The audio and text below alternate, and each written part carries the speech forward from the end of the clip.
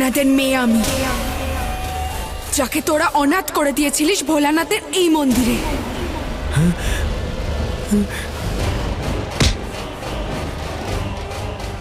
ভুলে গেছিস?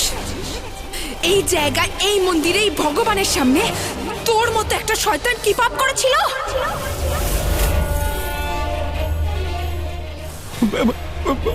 আমার আংটি, আমার আংটি, আমার আংটি, আমার আংটি কোথায়? আংটি কোথায়? আমার আংটি কোথায়? কোথায় গেল? কোথায় গেল আমার আংটি? কোথায় গেল? কোথায় গেল আমার আংটি? আমার আংটি কোথায়? আমার আংটি কোথায়? যে মৃত্যু নিয়ে খেলে সে জীবন পেতে পারে না। খুঁজতে পারলে খুঁজে নে। মহাকালের মন্দিরে তোর কাল এসেছে। আজ ভগবানের এই মন্দিরে স্বয়ং ভগবানও তোকে বাঁচাতে পারবেন না। মহাকালের মহাশক্তি যখন প্রকট হয় তখন সে তার রৌদ্র রূপ দেখায়। দেখে নে, আমি হলাম নাগিন।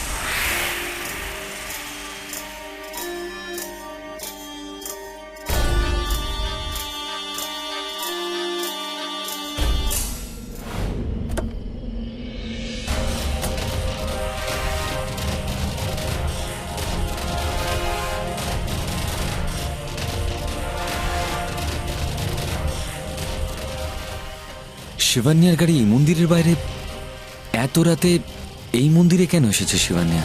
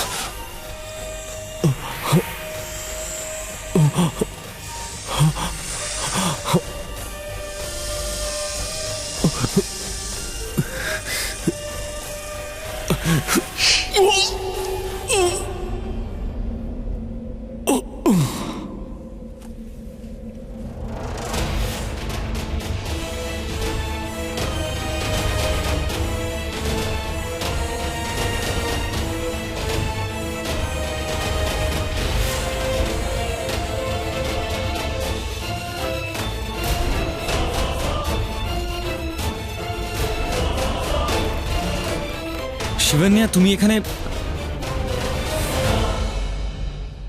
এখানে কি করছো?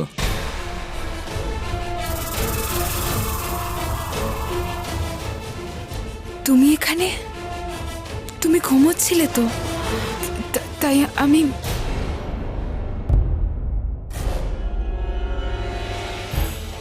নাও মা, পুজোর থালা। ও, আজ মহাদেবের খুব বড় ভক্তদের রাত। আজ মহাদেবের পুজো অর্চনা আরাধনা করা উচিত, তাই আমি মন্দিরে এসেছিলাম। তুমি ঘুমোচ্ছিলে, তাই ভাবলাম জাগাবো না। ভেবেছিলাম যে তাড়াতাড়ি পুজো শেষ করে আমি ফিরে আসব। এই পুজো নিজের স্বামীর দীর্ঘজীবনের জন্য করা হয়। ও, তো তুমি পুজোর জন্য? আর আমি না জানি কি সব ভাবছিলাম। আরে তুমি আমায় জাগাতে পারতে তো, আমি নিজে তোমাকে নিয়ে আসতাম এখানে। আমারও তো আমার স্ত্রীর লম্বা জীবন চাই, আমি একা লম্বা জীবন নিয়ে কি করব? আর আমাদের ভগবানও না খুব পার্শিয়ালিটি করেন। যত পুজো পাঠ ব্রত উপোস সব শুধু মেয়েরাই কেন করবে? ছেলেদের জন্য কিছু থাকা উচিত ছিল। আমরাও তো সারা জীবন সঙ্গ চাই নিজের স্ত্রীর। তো আমিও তোমার সঙ্গে আজকে পুজো করব। আমারও একটা প্রার্থনা আছে যে যতদিন আমি বাঁচবো আমার স্ত্রীও যেন আমার সঙ্গে থাকে, আমার জন্য।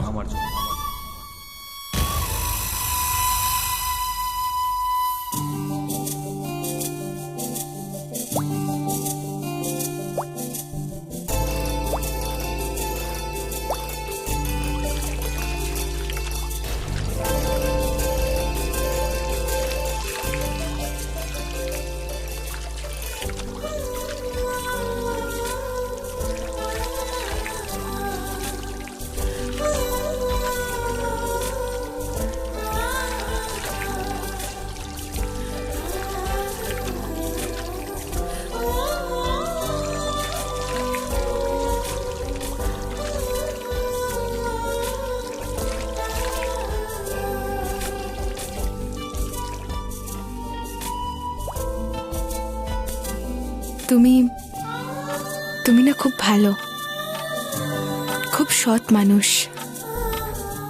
যতটা তুমি ভাবো নিজের স্ত্রীর জন্য, ততটা আর কেউ ভাবে না। হ্যাঁ, আমিও দেখেছি অনেক টিভি সিরিয়ালে। তুমিও না ওই অনেকটা সতী পার্বতী টাইপের। তোমার এই রূপ, ইনফ্যাক্ট একই অঙ্গে না জানি কত রূপ। মা বলে যে পার্বতীর আরেক রূপ নাকি মা কালী। আর যখন মা কালী আবির্ভূত হন তখন উনি কাউকে ছাড়েন না। সেই জন্যই না আমি তোমাকে ভয় পাই। চুপ করে পুজো করো।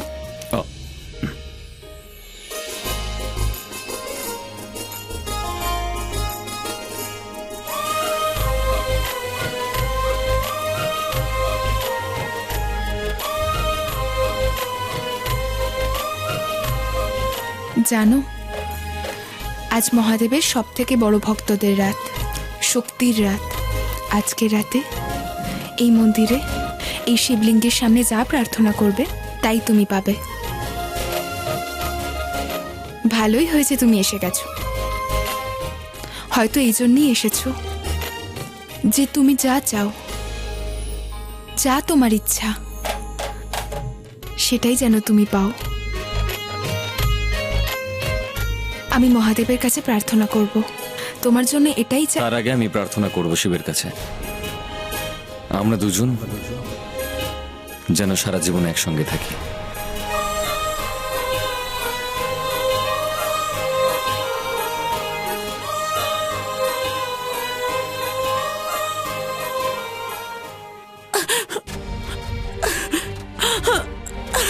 সুরি কোথায় গেলে তুমি? তোমার ফোনও লাগছে না, আর আমাকে বলেও গেলে না যে তুমি কোথায় গেলে। আমি তো মানে কি হলো, কানাডা ক্যান্সেল? যায়নি তো? আমি তো আগে থেকেই জানতাম, যখন আমার কাছে এসএমএস এলো না আমি বুঝে গেছিলাম যে সুরি ওর প্ল্যান আবার পোস্টপোন করে দিয়েছে। বাই দ্য ওয়ে, গুরুদেব কোথায়? এলে তবে তো বেরোবো না। মানে কাল রাতে আমাদের কানাডার ফ্লাইট ছিল, কিন্তু ও এয়ারপোর্টে এলোই না। সুরিরা তো তারা ছিল কানাডা যাওয়ার, আর তুমি বলছো এয়ারপোর্ট পৌঁছায়নি। এরকম দুম করে আবার কোথায় চলে যাবে? আমি জানি না। এক মিনিট, এক মিনিট, এক মিনিট।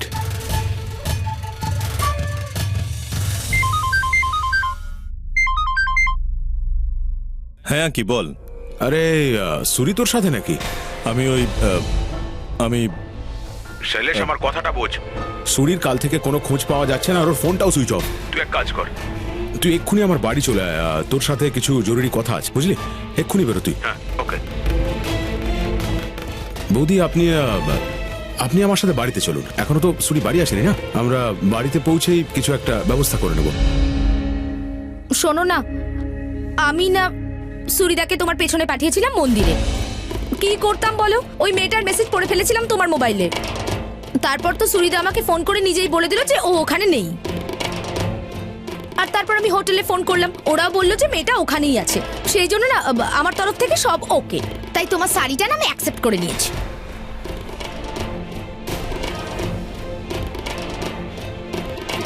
আরে কি হয়েছে শৈলেশ? এই চোটটা লাগলো কি করে?